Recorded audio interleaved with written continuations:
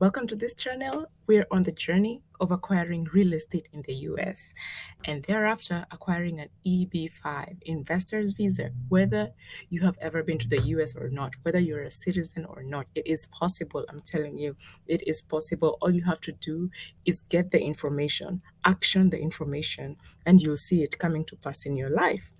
So there's two basic things that any foreign investor needs in order to start doing the process. So the particular process that I'm talking about is the tax auction process, where you go to an auction, whether live or online, and where they're auctioning real estate. And then you can bid on the auction. And if you're the winning bidder, you start the process of obtaining the deed to it. So, in order to participate in that process, there's the basics that you need before we go to the more advanced requirements. The first one is that you need an ITIN number. An ITIN number is just an individual individual taxpayer identification number. Yeah. And then the second thing, you definitely need a US bank account.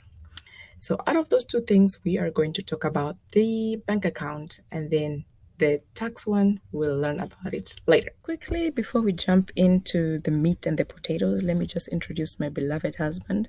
His name is Phil Beck. Whenever you see him, please give him a pizza. He loves pizza. I also thank God for our wonderful children that God has blessed us with wisdom and favor. I believe that they're going to be movers and shakers in their generation.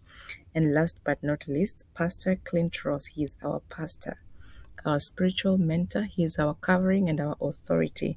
And it is because of his teaching that is how far we have come in life. So I just want to take this moment to really honor him and appreciate him.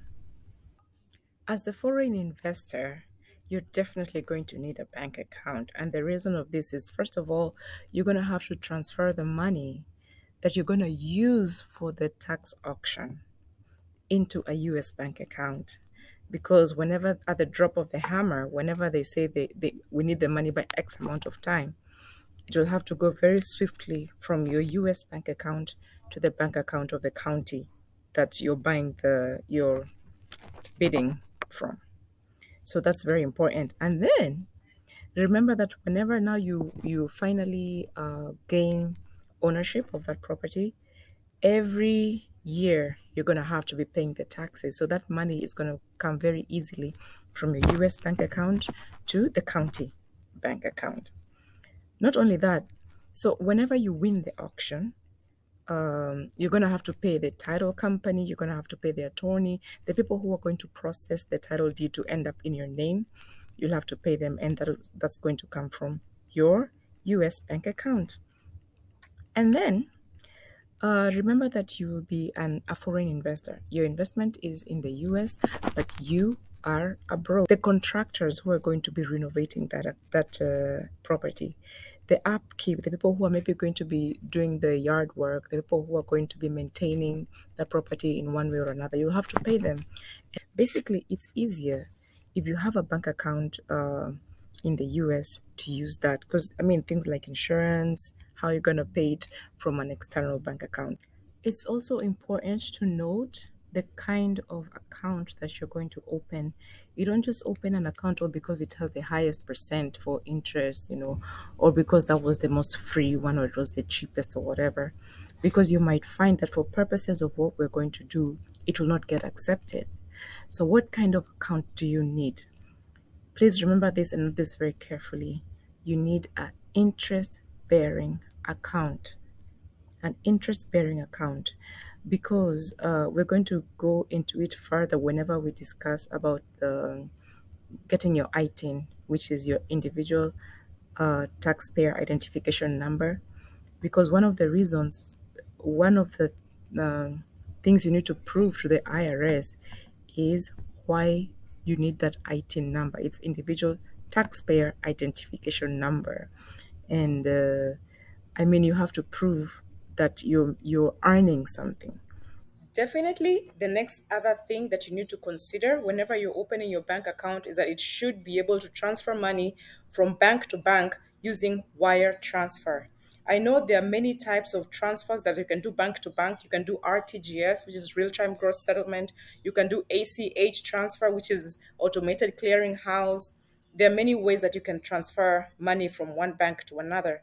But particularly and specifically, at least from my experience of purchasing the houses or the property using the tax auction, the preferred method or the method that was requested was the wire transfer.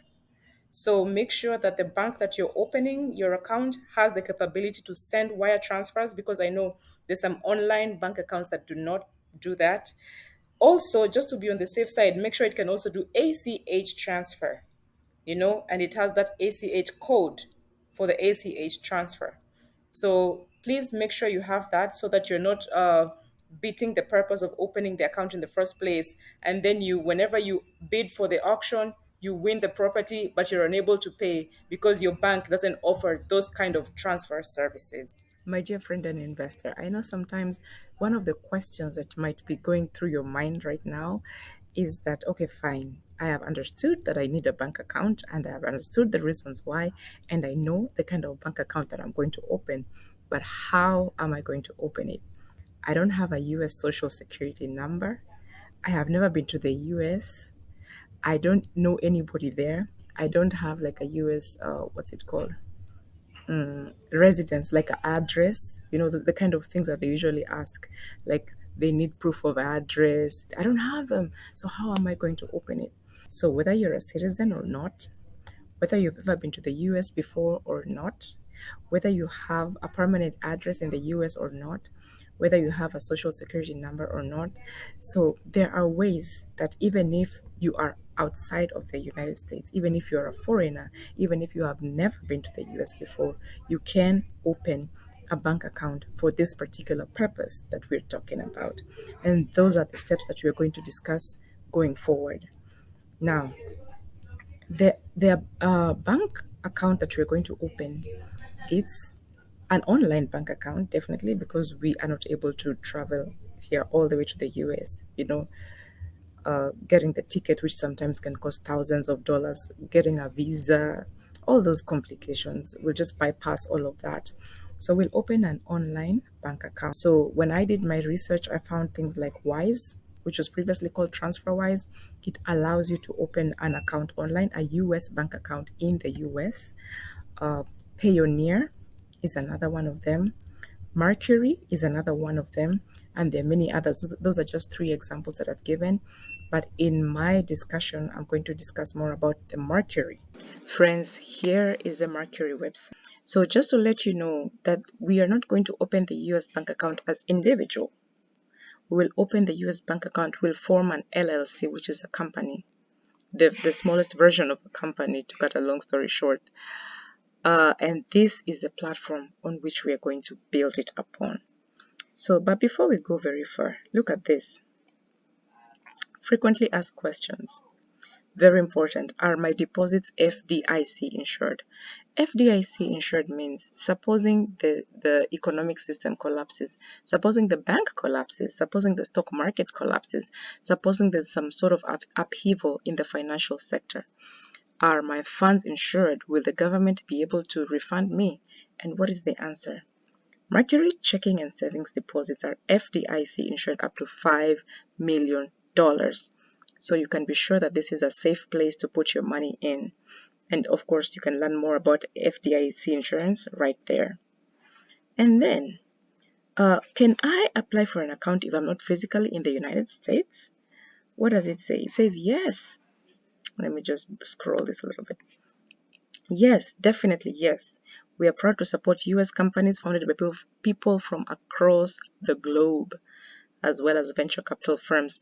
So it means as long as you form this company, you can open this bank account. And I'll show you how to open the company. It's not hard at all.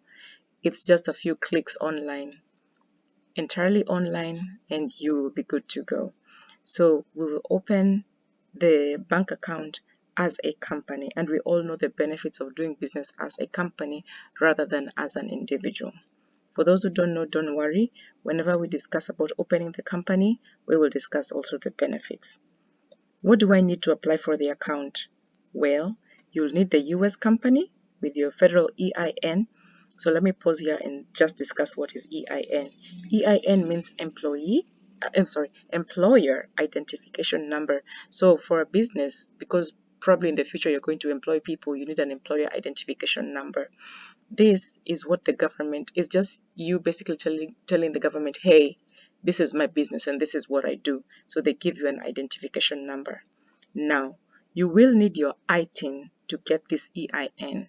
So we will discuss this particular part more in the tax. Whenever we're doing the video about the tax, getting your ITIN, getting ready to pay your taxes and all of that stuff, we will discuss the EIN there. But for right now, just know that as long as you have that US company, the company has its EIN, and you have your passport, you're good to go. So in case you had a question about moving money from your Mercury account, look at this. Where can I find my wire details?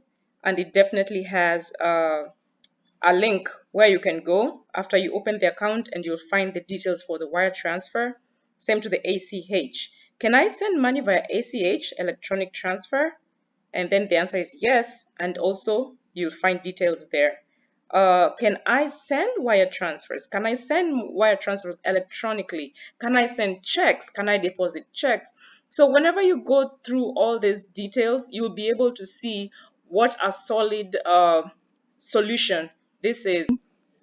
Okay, so whenever you click login, not login, sorry, sign up, open an account. Sorry, that was my bad.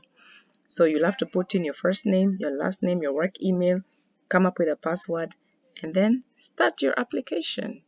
Of course, whenever you're going to open a bank account, you need to have all your documents ready.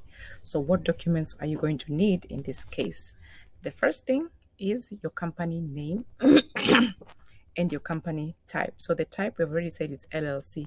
For the name, most likely it's just going to be your name, your first name, your last name, LLC. The industry, we're just going to put maybe real estate or something similar to that.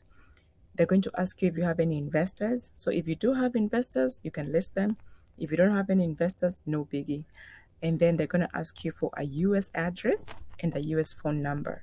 So whenever we are going to discuss about opening the LLC, I'll show you there's a way, even if you're not in the United States, you can acquire a US address and a US phone number for these purposes. So stay tuned. We're going to discuss that in the next video. Now, they're going to ask you about your company formation documents, the documents that you file whenever you are forming this company. Number 8, they're going to ask you for your EIN number, which we've already discussed previously. They're also going to ask you percentage of ownership. How many people co-own this LLC?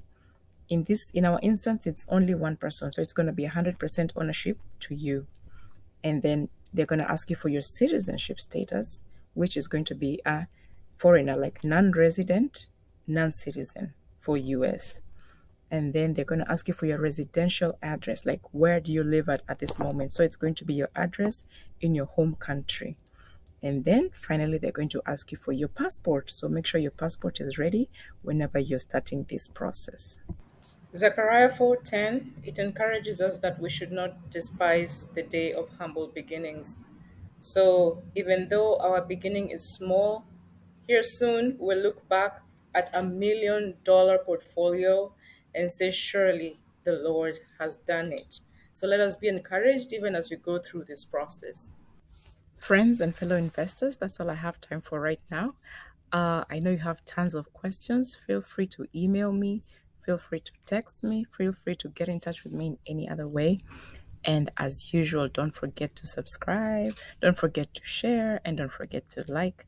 And we will continue with this investment journey together. See you on the other side.